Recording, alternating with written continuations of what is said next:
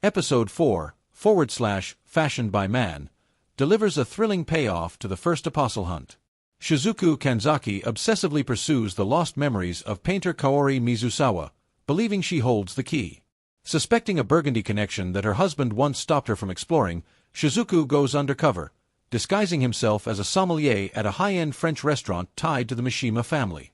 He starts tasting customer-ordered wines from the end of the list. The spark hits when musician Sosuke Makabe orders a particular bottle. One sip and Shizuku's senses ignite. Later, Kaori returns with her husband. When Shizuku serves her the wine he's zeroed in on, her suppressed memories flood back in an emotional rush. Shizuku is now fully convinced this is the first apostle. Meanwhile, Issei Tomine approaches the same riddle with surgical precision, experience, and imagination, reaching 99% certainty on his pick. The rivals deliberately avoid tasting each other's selections.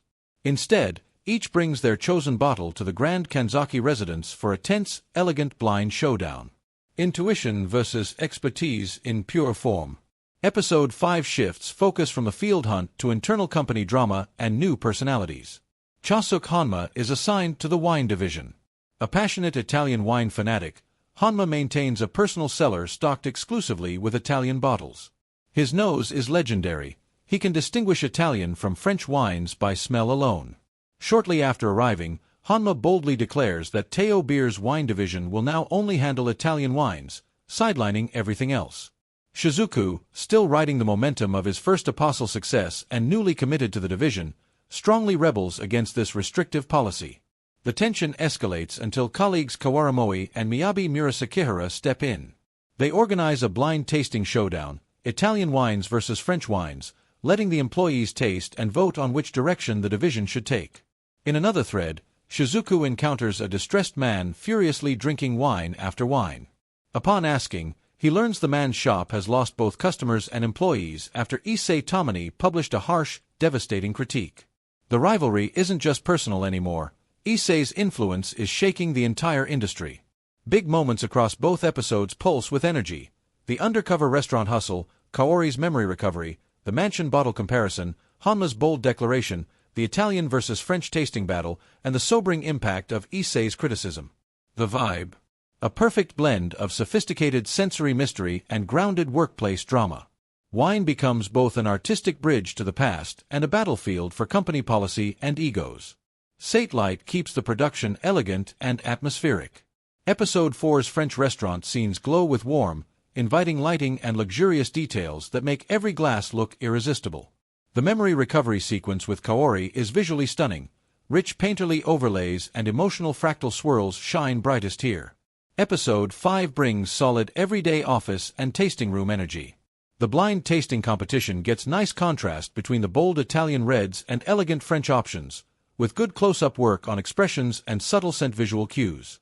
Honma's introduction and Shizuku's rebellious fire come through clearly in body language and facial animation. The signature sensory sequences continue improving, especially the tasting flashes and memory recalls. They feel more confident and creatively layered. Gentle critique. Some office dialogue and walking scenes remain a bit static, and occasional CGI on liquid pores or background elements still shows minor stiffness. Overall, though, the adaptation feels increasingly comfortable balancing quiet character moments with those beautiful, poetic wine vision highlights.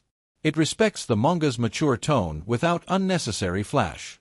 Episodes 4 and 5 of The Drops of God are a fantastic 1-2 punch.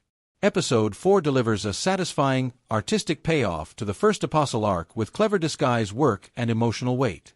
Episode 5 injects fresh conflict and humor through Honma's strong Italian wine agenda and Shizuku's fiery rebellion, finally giving the wine division real workplace stakes and letting Miyabi shine as a mediator. What's got me obsessed? The contrast in approaches, Shizuku's intuitive, scent-driven style versus Issei's calculated mastery, and now Honma's passionate single-country focus, and how the series uses wine to explore memory, policy, criticism, and personal growth. That distressed shop owner moment adds a sobering reminder of the real-world power and danger of a critic's words. I'm crossing my fingers for the series to keep mixing these clever wine hunts with stronger company drama, deeper rivalry development, and ever more breathtaking sensory visuals. The balance of educational wine lore, character conflict, and heartfelt moments is hitting nicely. These 2 episodes prove the show has serious legs and variety. The beer guy is not only surviving in the wine world, he's starting to shake it up. If you enjoy thoughtful seinen that makes everyday adult struggles feel dramatic and sensory-rich, this stretch is excellent. Here's to more tasting battles, company chaos, and apostles still waiting to be uncorked. What did you think of Honma's bold Italian-only declaration?